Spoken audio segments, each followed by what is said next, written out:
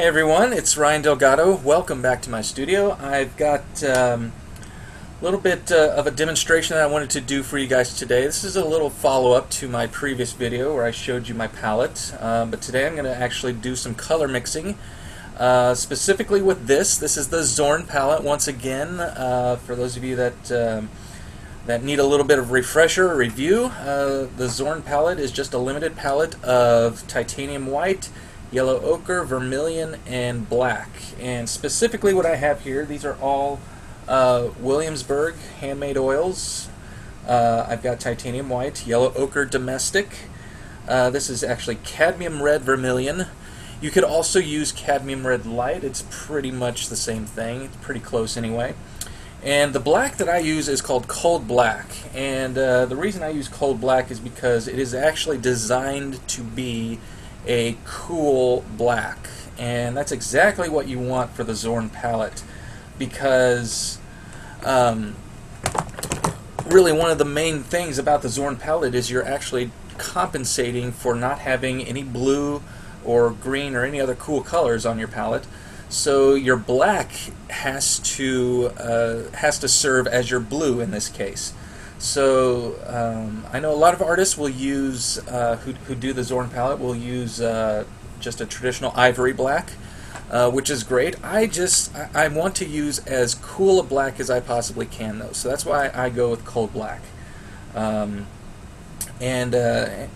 one of the things that I mentioned in my previous video is about using black in a painting, and how many of us have been taught to just avoid black altogether. Don't even put it on your palette. Just you know, just throw all black tubes away. And I've completely abandoned that whole idea, because like I've said, I think anyone who tells you not to use black in a painting probably doesn't know how to use black themselves. So the Zorn palette really is a good example of how of the many ways that you can use black effectively in a painting, and I think that's the key, is to use it effectively. Even in your darkest shadows, there's going to be variation that you're going to want to be paying attention to. So just filling it in with just a black or any other straight dark color is not the way to go about it. So I start out mixing up a violet, and the way I do that is of course with black and my vermilion, and I'll mix up different variations of all these colors. And so with violets, I will mix up a dark version, which I'm doing right now. And I know you probably can't see this too well with the camera, but I'll be showing these to you a little closer as soon as I'm done here. Then I'll mix up a red version of the same thing, so a little less black and a little more vermilion, so that it's on the red side.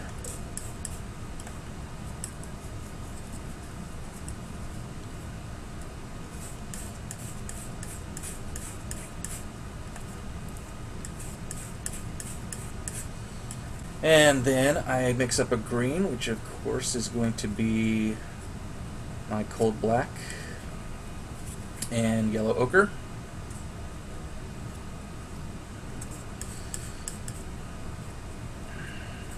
And of course, with mixing up black and a very earthy yellow like yellow ochre, you're not going to get obviously a very bright, vibrant green at all, but that's alright. When you're painting flesh, any areas of variations of greens or blues that you have in the flesh, they're not going to be very bright. They're going to be very subtle, and so the Zorn palette really lends itself well to that, because that's the only kind of green you can really get, is just a subtle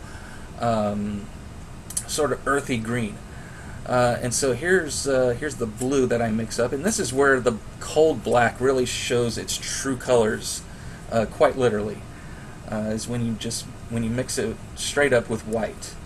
and you can see the kind of blue that it creates. And again, I'll be showing this to you up close because I know we have a glare on the palette, so I want to make sure you guys can see everything clearly. But this is how blue this black really is, and how you can really see that when you mix it with white.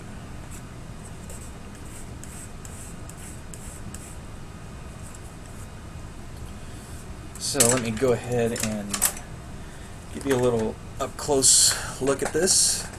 And that's pretty much how I start out mixing on the Zorn palette, as I mix these dark colors. And I'll even mix up another variation of green as well.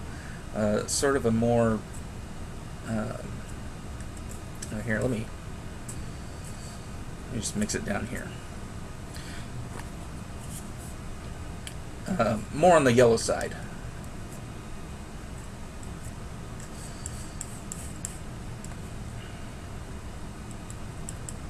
And so that's obviously going to take a little bit more yellow ochre.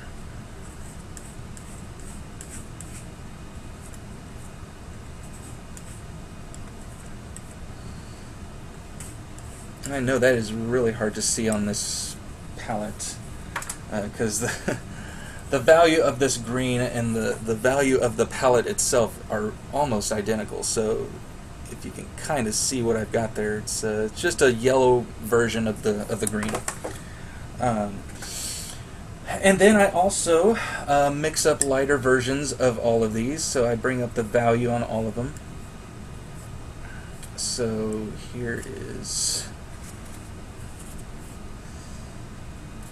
how I do that. I just mix up a little bit of these colors with white.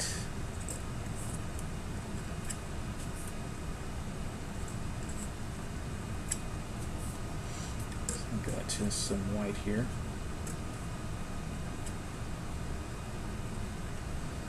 And this will give you, again, a better idea of the color that I mixed. When you add white to it, it kind of brings out the tone of the color. Again, this is just a cool violet. And here is the red violet.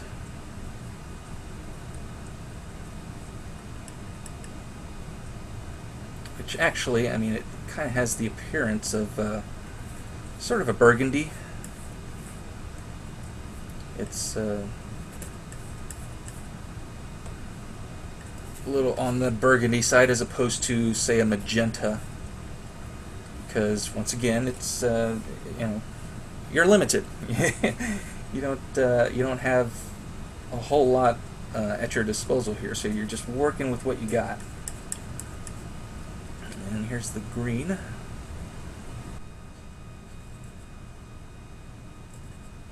Blue is like white. So you can do different highlights of the same thing, just like white. And the yellow. So already you're kind of seeing just how much variation you can get with just these four colors.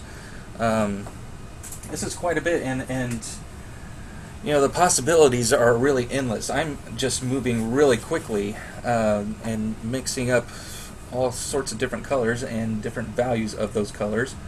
Let me lighten up this blue just a little bit more, but yeah, this is just getting started with the Zorn palette right here. Of the many things that you can do. So then, after I got all of these, I can go ahead and mix up what I refer to as my base flesh colors. And I have what I call a pink version and an orange version. And so let me mix up the pink version first. It's just vermilion and a little bit of yellow ochre. It's going to be more on the vermilion side. And the vermilion is actually, it's pretty close to to be an orange itself. It's close to the orange side. It's a very orangey type of red, a very warm red. But I mix up a little bit with yellow ochre anyway to warm it up just a little bit more, but still keeping it on the red side, still keeping it quite red, but just warming up a little bit, not too much, because like I said, this is going to be a base flesh color. And like I said, it's what I call the pink version, and you'll see why here in a second when I mix it with white, because it's still going to be pretty pink, but it'll be sort of a warm pink. So then I mix up what I call the orange version, which is the same two colors, just a whole lot more yellow ochre. And that's going to need a little bit more red.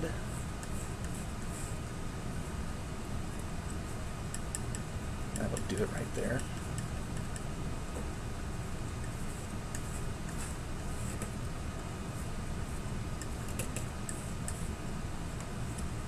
Okay, that's pretty close.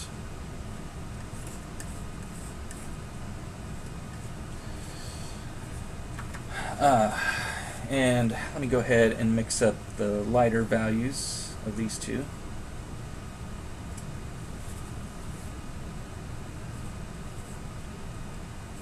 And again, this is where you'll see why I still call this, I call it the pink version, because even though it is a little bit more leaning towards orange than just straight vermilion, it's still going to be pretty pink when I mix it with white. Of course, when you mix anything with white, it's going to cool it down just a little bit. But it's a pink, but it's a warmer pink than if I just used straight vermilion with white, and that's what I'm going for, is a warmer pink. And then some white with the orange version.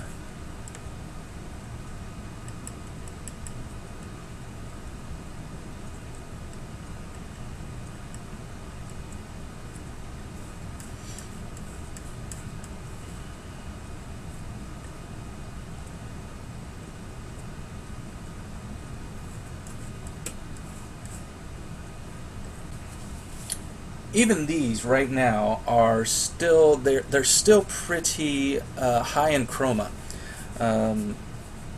They're still pretty high in chroma, and so I will typically tone them down by adding the complements. And so let me go ahead and just do that here really quick. Just kind of give a quick little mixture of all of these. So with the orange version, to add its complement would be to add a little bit of blue. So I want to make sure that I'm adding the same value here. So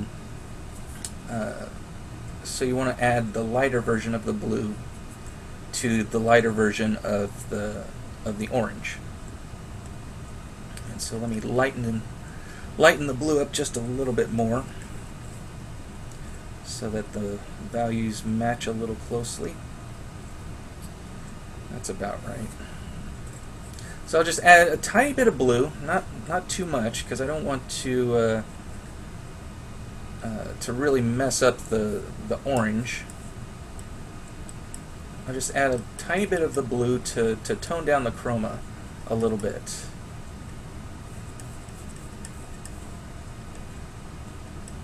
So that it becomes a little more of a natural flesh tone. All I'm looking for is just a subtle toned down version. And I'll do the same with the pink version. To bring down the chroma of it, you just add its complement, which of course is going to be green, just a little bit.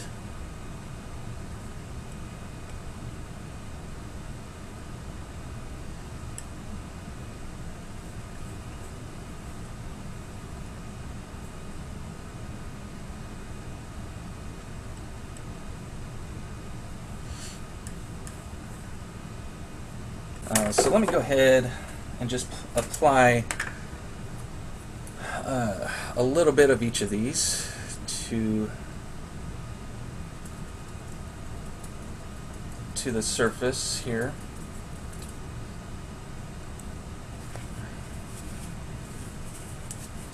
Just so you can see what they look like in contrast to the white.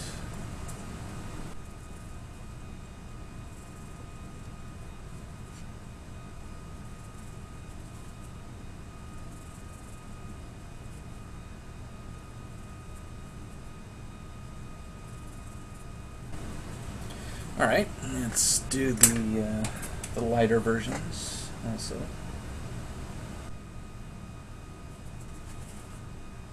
As a little something, I'm not using the versions, but practice in a video.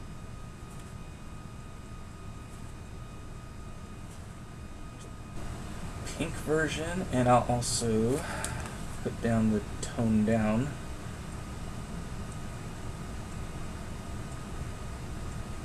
Version of the pink, and then the orange,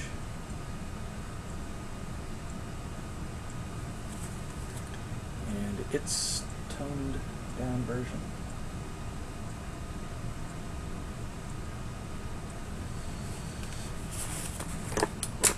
All right, and so right here you can just kind of see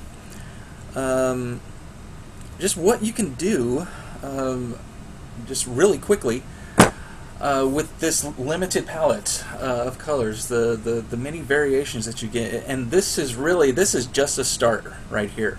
There are so many other possibilities when it comes to these colors, because you know, not only do you have lighter versions of the base colors, you have the toned down versions, but then I can also mix up lighter values of these toned down versions. And this stage right here is really when it starts to, when the flesh starts to come alive, and it becomes a little bit more realistic in its appearance.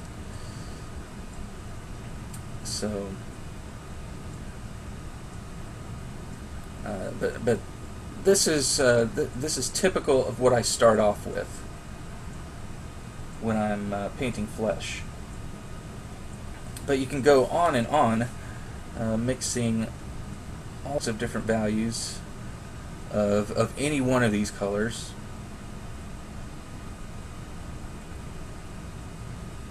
It's probably about as bright as I would take it right there.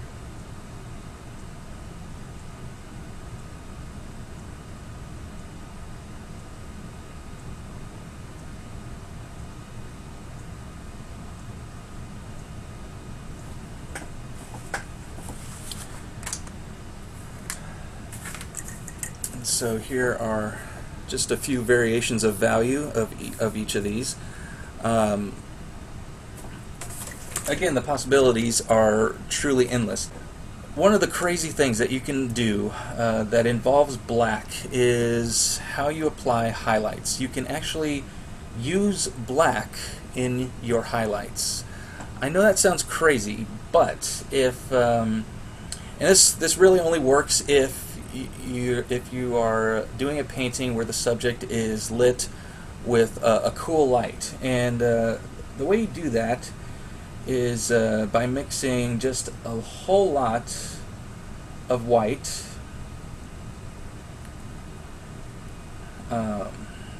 because one of the things that I have also learned, and that I actually do adhere to, one of the rules that I do adhere to, is not to use just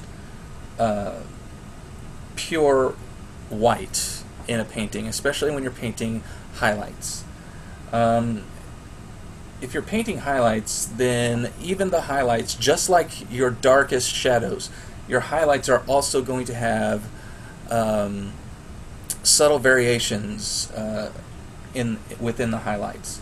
And so if you're working with a cool light, then there's going to be a certain amount of coolness to your highlight. And so the way that you would do that then is mix up just a lot of white and the tiniest amount of your black mixture to just cool that light down, to cool that highlight down. But the illusion here is this is really just an optical illusion when you're painting, and that's kind of the point of being an artist, is to create just a series of optical illusions that involve color. The illusion is, even though this is a toned down white, it is a cooled down white by adding the black to it, or adding the black mixture to it. It's not going to be pure white, as you'll hopefully be able to see. It's actually darker than, I don't even know if you guys can see that on the camera, but it's anyway, it's right here. But I'll set this down. You might be able to see it better. But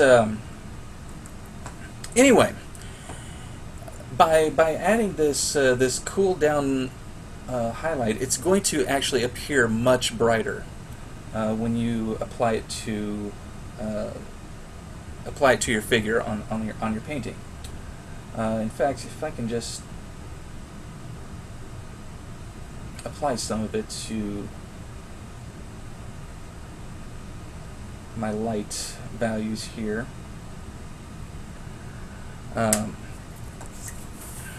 It still appears as, you can barely see that, it still appears as a bright highlight, but it's got some black in it, so that it cools it down. And you can do the same thing when you're mixing a warm highlight by just, putting down a whole lot of white and just a tiny touch of the yellow ochre to warm up the highlight. But again, if you're using if you're applying a highlight, again, you don't use pure white to do that.